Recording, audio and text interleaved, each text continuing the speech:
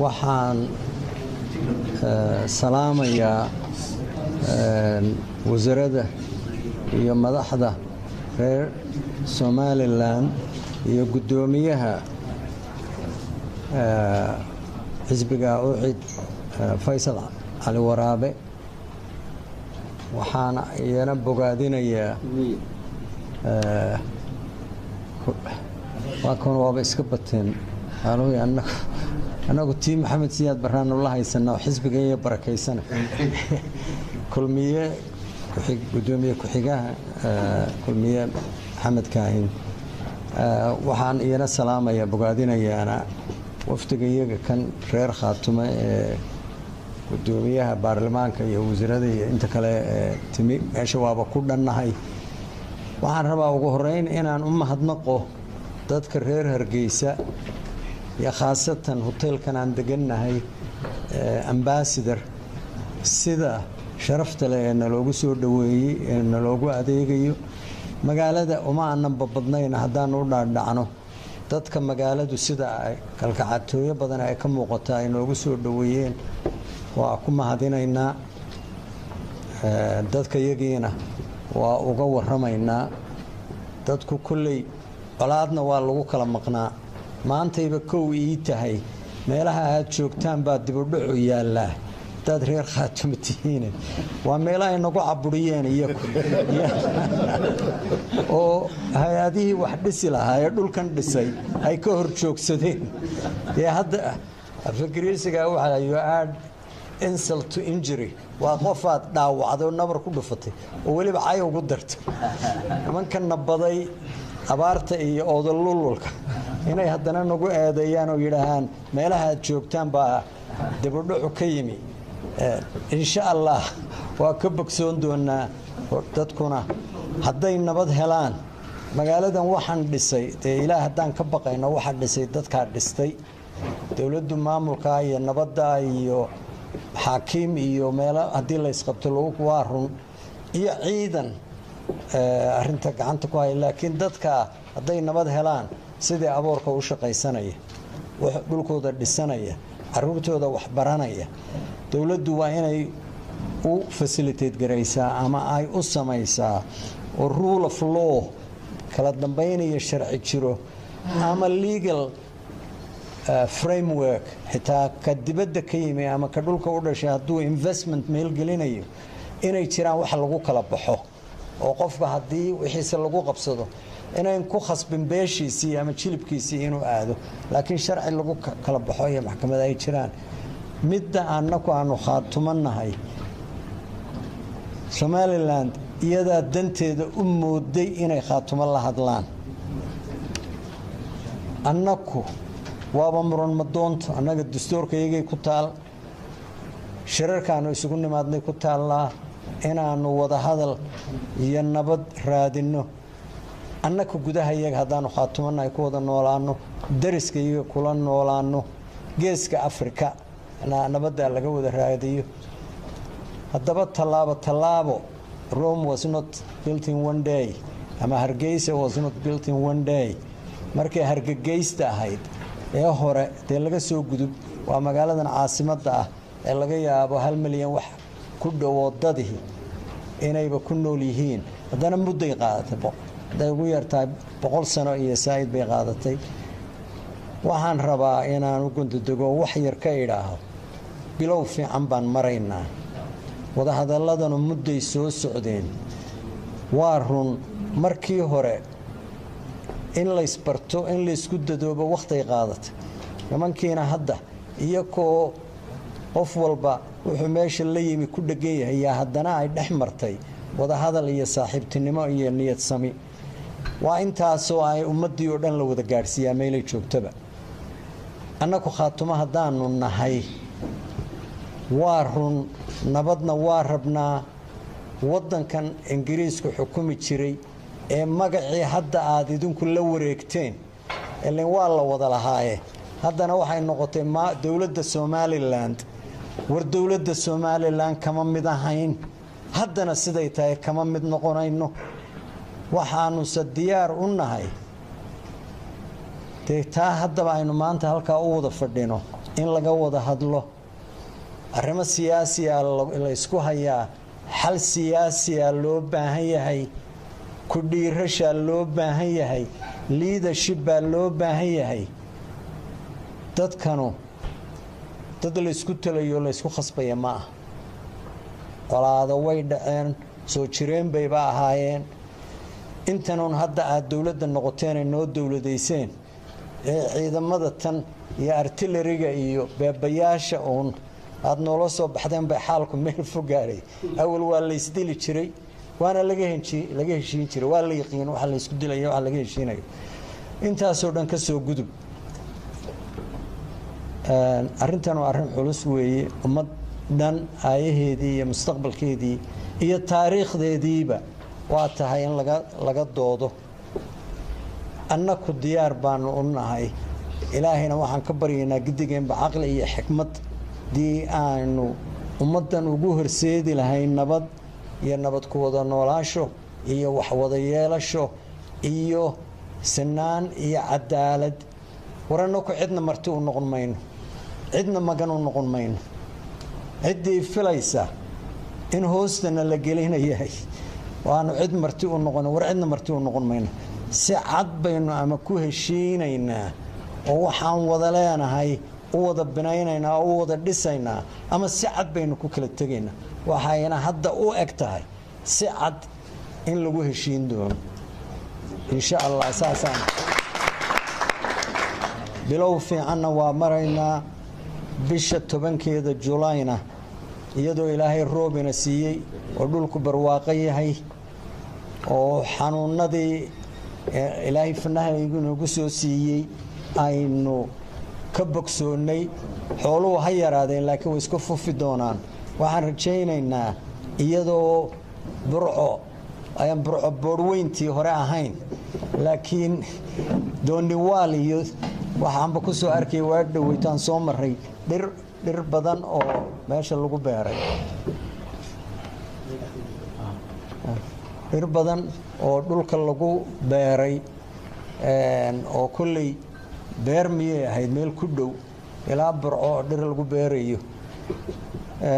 horumarkuna siyaalo badan buu u yimaadaa ta ugu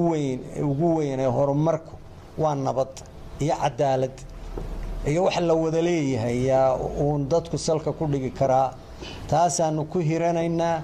ilaahayna saan marka hore u sheegay waxaan ka rajaynayaa caqligii iyo xikmaddii ay u baahnayd ilaahay inuu nagu manaysto intan maanta hadda ay waajibkan uu saaran yahay ama wasiire ha noqdeen xildhibaanna ha noqdeen madax axsaab ha noqdeen halkan dad badan oo aaggaa ka yimi baa jira oo aan arkayay cuqaal iyo ismo iyo jooga oo reer khaatumo ah waxay u yimaadeen oo aan ogahay inay rabaan inay goobjoog ka ahaadaan maalintan taariikhiga ee halka ka dhacday war hadda 100% uma dhamin war kuwo waxay rabaanba aan la garanayno dhinac walba diidana waa leenahay war kuwo noo haysta intayada halka timi inaanan 10 qof ka badnayna waaba jiraan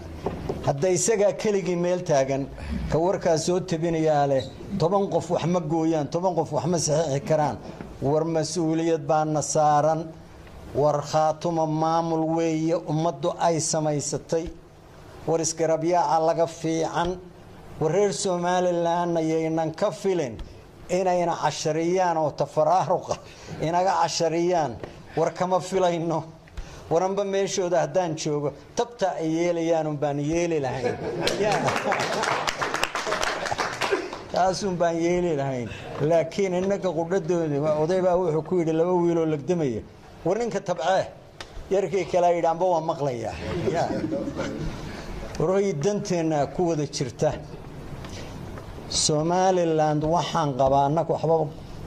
ballan qaadi mayno haddaynu heshiino oo wax wada yeelano oo kalsooni bilaabanto oo leys aamino oo wax dhab la isku aamino war i'tiraaf looba yaa loo gurgurtaba waa ka koreynaa wala meeshana la inoogu imanaya meesha lafteeda yaa la inoogu imanaya bal bahashu awal beel bay ku koobnayd inkastoo ahey la yidhaaho waa loo dhan yahay laakiin bahashu isxaaqiyay ahayd hadda haddii la isu wada yimaado wixii dhulkan ku wada noolaan jiray oo dhani ay midoobaan warana waxaan qabaa ictiraaf iyo horumar iyo qadarin yaynu ku hiran karnaa waxaana qabaa haba horeyse warrajo Soomaaliyeed oo taag ayan ka bilaabmayn wala xamar iyo meel kale iyo muxuu balad weyne iyo gaalkacyo kama bilaabanayso baydhabana warkeeda bay iska daa waxa hadaba danayna baday aynu ku soo dhawaano hashamadii isma yeesho waxaynu u baahanay waa inoo muuqdaan war dhalinyarada tan halkan tuban ee markay xitaa wax barteen unemployment opportunities haday jirin ulay ka shaqeeyaan dhaqaale ay helaan ay xaas caruur ay guursadaan oo caruur yeeshaan war hadda intaas soo dhan mas'uuliyadda dawladdu way ka saaranta hadda ma aha inay iyadu engine noqoto oo tiraa wax walba anaa leh laakiin aqligii iyo foreign investment laws ha noqoto iyo nabad waarta ha noqoto iyo legal framework aan sheegay ha noqoto midda qof kasta hadda annagayba nagu soo ururtay meelkaas oo lama degaan la yiraahdo oo waaba lagu murmayaa la yiraahdo the investment lagu sameeynaya ma jiro hadda tan qudhadeeda ma maqal weli investment ajnabi oo badan oo aan dekada berbera hadda ahayn iyo hawsha halka laga wado hadalka waa ku dheeraaday Ramadaan Kariim 10kii cashay dambaan joognaa ilaahay waxaan ka baryeynaa inuu laba talaba tii toosan oo yanagu gidigeenba oo hawshanna hadda maamulku ma laha war hawshan shacabka leh war haddaanu doono annagu iska murmi karnaa war waqtiguna waa dheeraan karaa war saxaafadda door weyn bay ku leedahay war saxaafadda wixii hore muqtadiyan aad iskaga ahaydeen nahnu ala diina aabaa'ina iyo kaas waa muqaddas iyo kaas waxa weeye cidii wax ka sheegtaa waa cadow maaragtay qaran war balbahasha rogo oo waxaad xagga nabadda iyo wanaaga iyo isdhexgalka iyo wax wada yeelashada iyo barnaamijyo iyo maskax furan ku aada shacabka dalkan joogaana ee Soomaaliland tan aad idinku hadda tihiin joogaana waxaan ku kalsoonahay inay yihiin dad shaqaysan kara horumar samayn kara geeska Afrikana ka dhex muuqan kara hadayna inaku isu soo xidhin oo inaku isla tacaalin ana waxaan qabaa generation ka hadda dhalinyarada jooga ama kuway dhalaan hadii nabad iyo reerku uu dego oo cadaalad iyo sinaan iyo qofka ibn aadanka inuu xuquuq leeyahay qofka ibn aadanka inuu xuquuq leeyahay oo gabdhuhu xuquuq leeyihiin hadii inta lagu hirto war adduunku hadda meelihii hore investmentka la gelin jiray cidina Japan hadda investment badan oo ma kaxaynayso Americana looma kaxaynay war Afrika ugu badan hadda meesha investmentka adduunku China iyo Europe tartanka ka dhaxeeya wuxuu uga dhaxeeyaa maaha basis inay samaystaan inay investment galiyaan oo dhulkoodii intii la gali lahaa faa'iido badan laga heli lahaa waa soo xidhanta waraan ka mid noqono dalka aynu dariskanahay Ethiopia waxa ka socda waa wax qof kasta oo Soomaaliya meel kasta ha joogay oo runtii ay ku ridaysa maaragtay in leedin ka tagay inaad cidla taaliin wadankaas markii ugu horeysay dhaqaalaha ugu weyn East Africa markan waa Ethiopia Kenya maaha waa Ethiopia sababtay ku gaadhayna waxay tahay nabadda ay heleen madax fiican oo inspired visionary leaders ay yeesheen iyo investment badan oo dibadda uga timid waxaan u malaynayaa Franco-Ethiopian railkii yaraaye ka tagi jiray Djibouti ilaa Addis Ababa 1897 baan u malaynayaa waqtigii Menelik in la dhisay ka hadda Djibouti laga dhisay kumaba eka Ethiopia waxa loo wadaa South Sudan, Central Africa ilaa West Africa. war innakuna dekedan berbere iyo hadda developmentkan iyo halka laga wado inay noqoto ayna meelaha ku koobnaan dhaqaalaha dhan ay taabato growth rate-ka iyo horumarka ay ka dhex muuqdaan wuxuuna dad yar oo kooban inay yeelan dadweynuhu inay dhaqaalaha iyo horumarka la gaaray ay wax weyn ku yeeshaan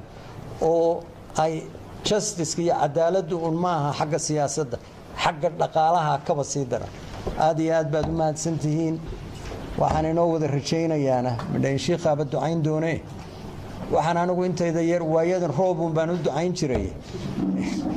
roobkiina ilaahay ama coincidence baan noqdo oo marmarka qaarkood watermankan sii fiirin jiray maalmaha ay ugu dhowdahay roob marka waxaan inoo rajaynayaa ilaahay inooga rajaynayaa laba talaba tiir roob inuu artayno aynu saaro. aad iyo aad baad u mahadsantihiin wabilaahi tawfiiq.